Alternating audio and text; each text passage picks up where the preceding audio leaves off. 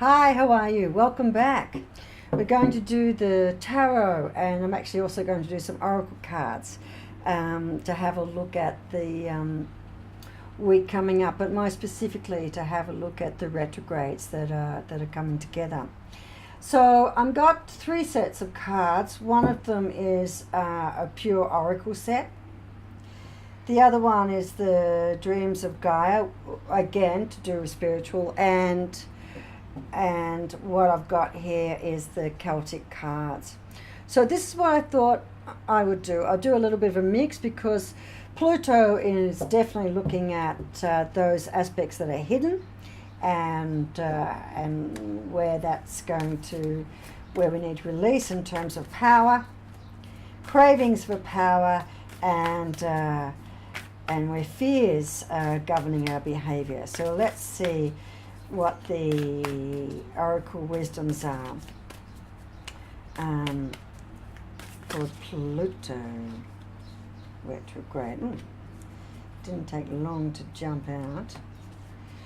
Oh no, but I think there's way too many.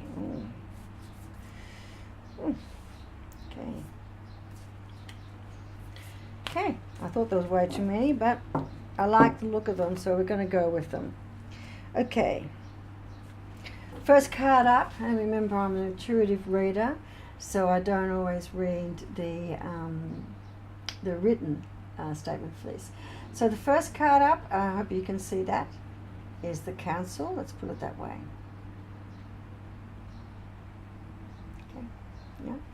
So this is a card, and you can see that the person is looking for counsel, but they're going within. So this is a card that talks to us about when we do get those inklings or that awareness about what's driving us in terms of fears and what's driving us in terms of power hungriness. A little bit of meditation and self-reflection is needed.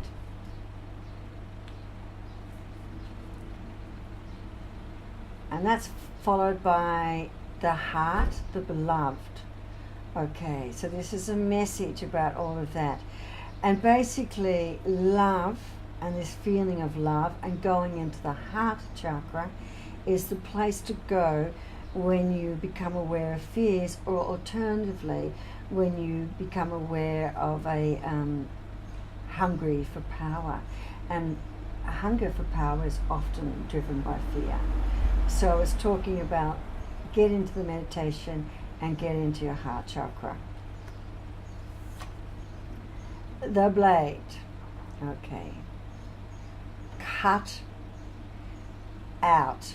If you've got ties and those ties are reinforcing for you, those behaviors associated with fear triggers and hungry for power, cut them out.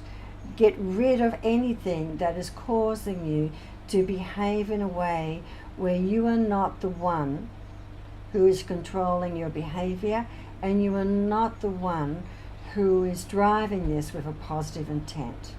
Okay, so cut away the stuff that doesn't belong. The child. Okay. You need, often what you're going to find for hunger and power is a lot of this is going to be driven from the child. What happened to you in childhood, what happened to you as growing up, and that's where a lot of this has been formulated. So you're going to do 2 things. 1, you're going to need to revisit the hurt child, and 2, you're going to need to take care of yourself sometime as if you are a child.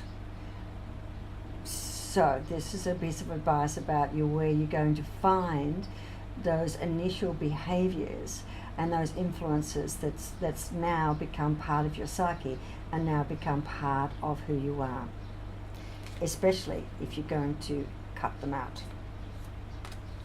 Okay. Cycle. Healing is a cycle, because what's happening, particularly when you're trying to get rid of behaviors and self-sabotaging behaviors and behaviors that damage you, you need to learn new behaviors to take their place, or new ways to behave in the absence of the old behavior. And learning is a cycle, so you get rid of and you create the space. You have to then learn something new, and it will take you a while to master it. So be gentle with yourself when you're trying to complete the cycle of learning and the mastery. Anything that you take on that's new, you will feel uncomfortable and you won't know exactly how to work with it. So give yourself some space to do that, yeah? Just give yourself some space to complete the learning and be gentle with yourself while you're learning. Okay. And the last one that comes up talks about ancient ones. And I'm going to read this card in two ways, and it is number one. So you can think about this in terms of there's a lot of things that we've inherited, and we've inherited not just from our parents, but our parents have inherited, our grandparents have inherited, and so it goes on. And sometimes there's a passed down through the generations. So often what you are working with is something that you have learnt, that's been given to you, and has been passed down by the generations. So you're going to see it reflected back to you in many, many different ways from people around you, particularly and perhaps particularly the family. So you do need to be aware that sometimes these bad behaviors in terms of this hunger for power and these out of control or fear being a really dominant trigger for a lot of your behavior. When that's come, that's been inherited. So it's going to be quite deep. The other thing, it may have been something that's come from past lives that you need to work through with it.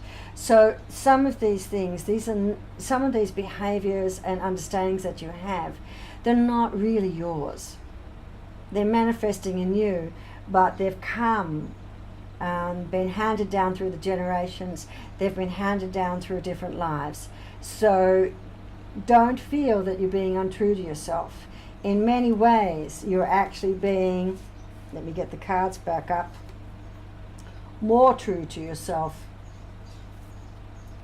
than you have been in the past. Okay, so that's the cards to do with Pluto. And I'll just see, because we've also been talking about Gaia. I'll do quickly see if there's any advice from Gaia. Okay.